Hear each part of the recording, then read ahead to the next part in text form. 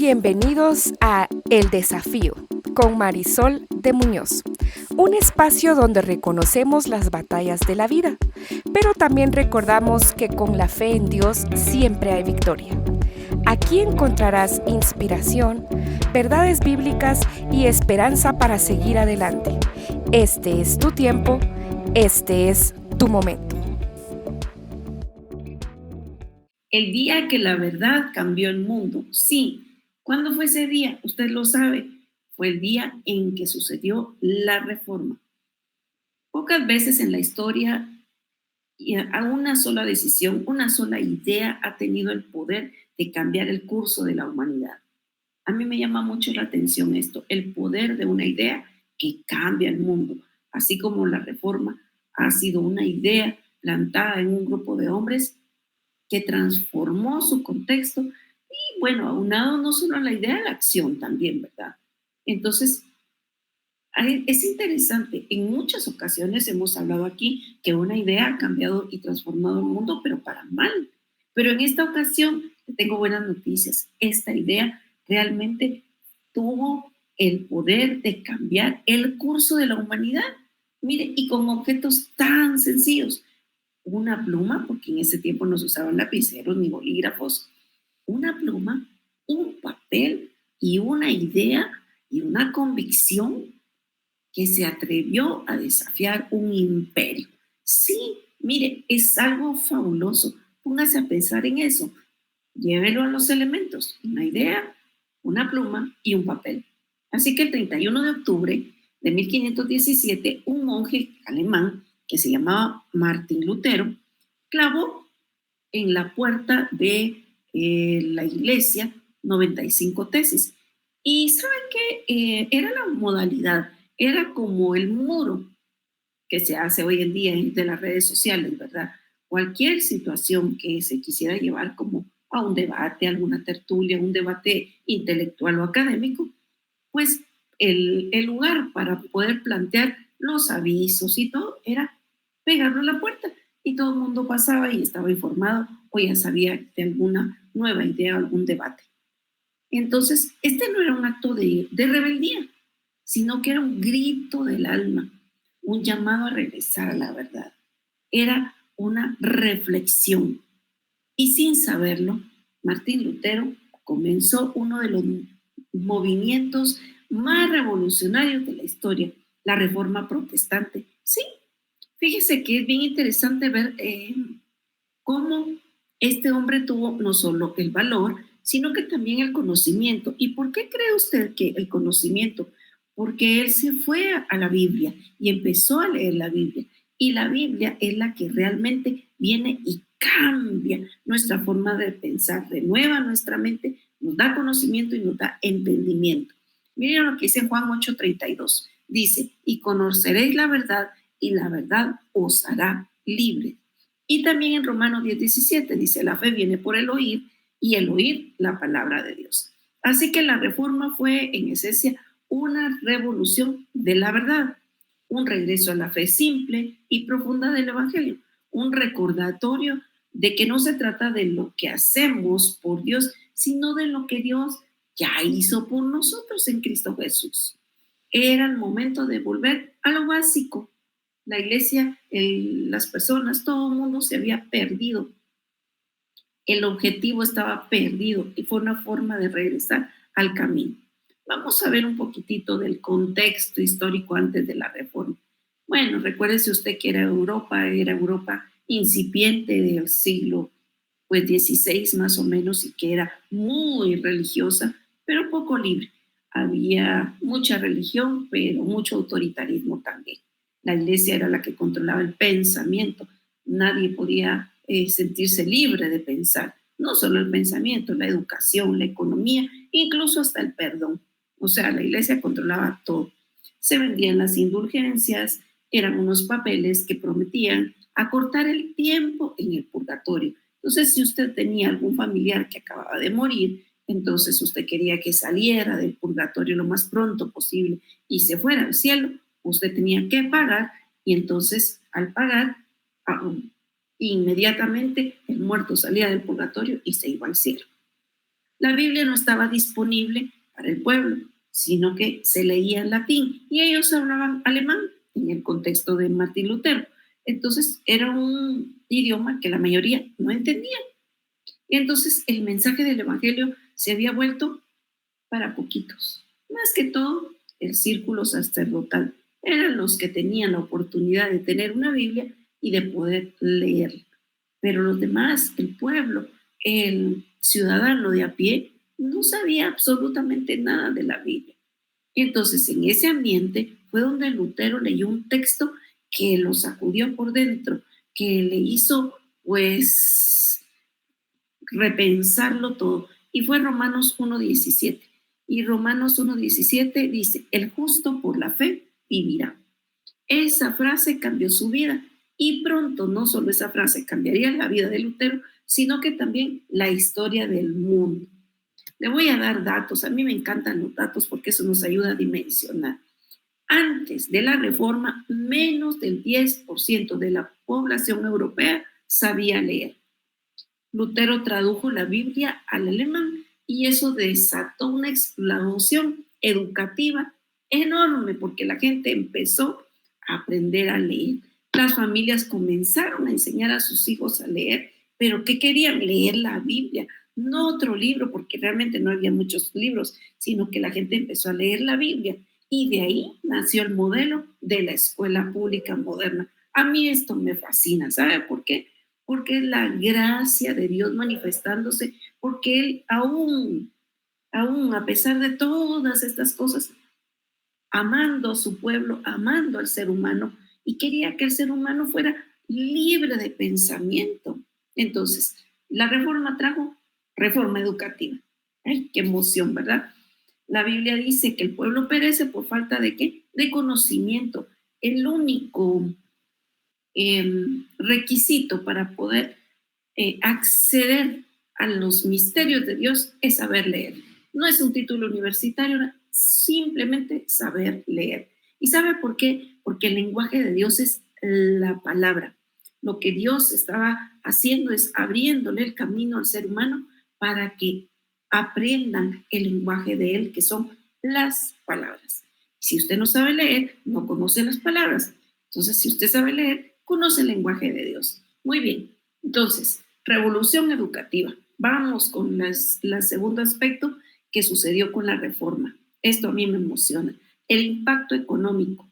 Ya hemos hablado en otro episodio sobre esto, que los historiadores estiman que los países que fueron influenciados por la reforma, como Alemania, Suiza, Escocia y los Países Bajos, experimentaron un crecimiento económico hasta de un 30% mayor que los católicos en los siglos posteriores. ¿Por qué? Porque la ética protestante promovía el trabajo responsable, la honestidad, la educación y la buena administración y el dar. Entonces la gente aprendió a diezmar, a que el trabajo se hacía con excelencia porque se hacía para Dios, a ser responsable en su trabajo, a ser honesto en su trabajo, y entonces esto hizo que pues, la economía mejorara. Otro aspecto muy importante fue también la libertad de conciencia, esa libertad. La reforma cambió la forma que la gente tenía de ver a la autoridad. Por primera vez, las personas podían leer, pensar y decidir de acuerdo a la palabra que habían leído. Entonces, tenían una vida reflexiva, en donde no era solamente de obedecer ciegamente a una estructura. Se dejó esa tiranía que la iglesia tenía, en donde decía, ustedes tienen que hacer, y de ahí vienen las normas y el legalismo, sin preguntar, ¿y por qué? Entonces, el concepto moderno, por ejemplo, de libertad de pensamiento, de derechos humanos, de gobierno representativo, tienes las raíces en donde en la reforma. Por eso es que la reforma es tan importante y ha influenciado. Usted vive en un mundo donde tiene libertad de pensamiento gracias a la reforma. Usted vive en una época en donde se aplican los derechos humanos, que eso obviamente estaba en la Biblia, pero en este tiempo fue donde entró en la sociedad y donde un gobierno representativo. Dios de verdad es tan bueno que nunca ha querido que el pueblo esté inmerso en la ignorancia, sino que todo esto nació en esta época llamada la Reforma. Muy bien, y también hubo una expansión misionera, porque la Reforma impulsó el deseo de llevar la Biblia a todas partes. Y recuérdese que pues con el uso de la imprenta, el primer libro que se imprimió fue la Biblia y empezaron los, pues, a regarse, por así decirlo, entre el continente europeo. Y también en los siglos posteriores, los misioneros viajaron a Asia, a África, a América. ¿Y qué hacían? Fundaban escuelas, hospitales y comunidades de fe, o sea, iglesias, ¿verdad? Entonces, hay varios personajes que son claves en esta época. Está Martín Lutero, que ya lo mencionamos, que fue un teólogo, fue un traductor de la Biblia de latín al alemán, fue un reformador, fue un crítico que se opuso al abuso religioso. Estuvo también Juan Calvino, que sistematizó la teología reformada y fundó las primeras iglesias o las comunidades cristianas democráticas, en donde no hay uno que gobierne, sino donde todos servimos. Está también William Tyndale, que él tradujo la Biblia al inglés.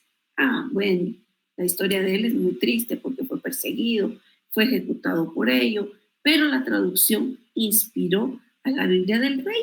Y la Biblia del Rey, pues usted ya sabe cuál es, ¿verdad? La King James. Bueno, estuvo también un rico Zwingli, ay, perdóneme, pero el apellido es un apellido extraño y difícil. Zwingli y John Knox. Ellos fueron predicadores que fueron, pues, como propagando el evangelio en países como Suiza y Escocia. Por eso toda esta área, pues, tiene esa raíz protestante.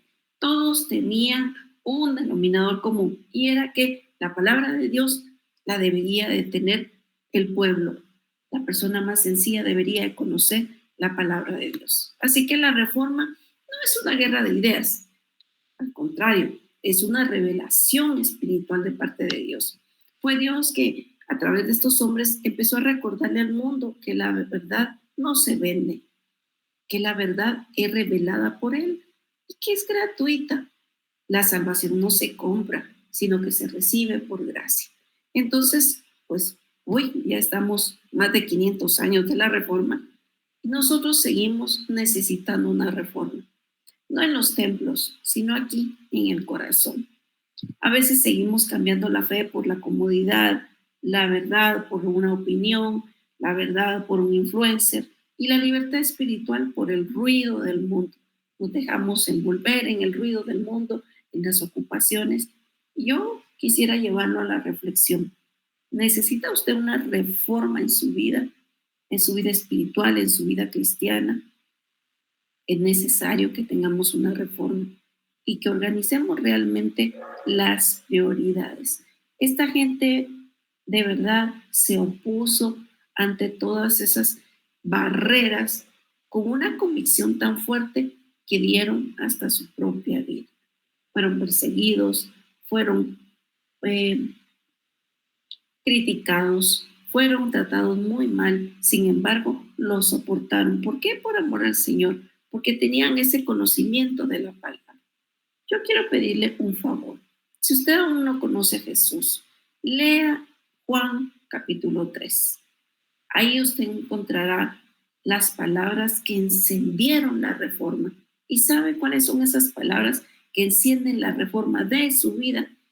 Es Juan 3:16, que dice: de tal manera amó Dios al mundo que ha dado a su Hijo unigénito para que todo aquel que en él crea no se pierda, mas tenga vida eterna.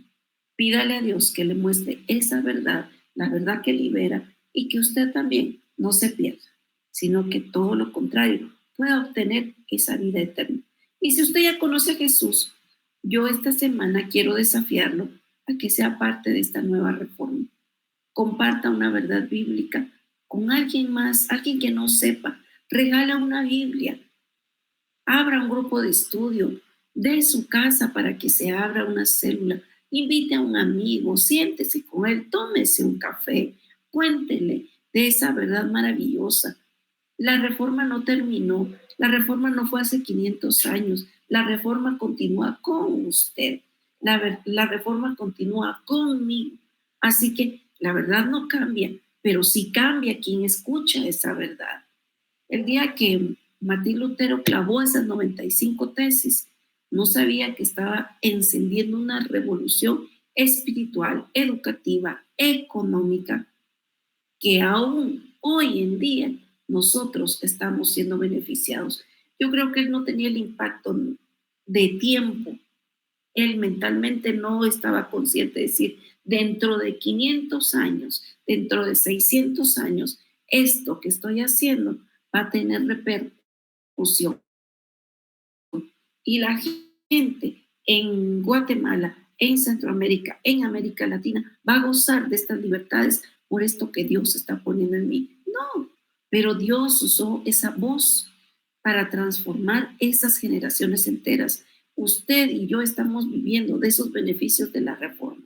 Quizás el día de hoy el acto de obediencia pueda ser una nueva llama que dé una reforma en su hogar, una reforma en su familia, una reforma tal vez con sus amigos, una reforma en sus relaciones. La verdad sigue teniendo poder y cuando la verdad entra, la oscuridad retrocede. Así que usted sea portador de esa reforma. Nosotros tenemos que repensar en la reforma, no como un hecho histórico, sino que como un hecho reciente. ¿Cómo está esa reforma en mi vida? ¿Realmente yo quiero tener ese impacto? Y usted lo puede tener en esas áreas. Usted puede tener una reforma educativa, usted puede tener una reforma espiritual, usted puede tener una reforma económica. ¿Y cómo? Aplicando los principios bíblicos. Así que lo desafío a que usted tenga esa reforma en esas tres áreas de su vida. Que Dios lo bendiga y que lo siga reformando.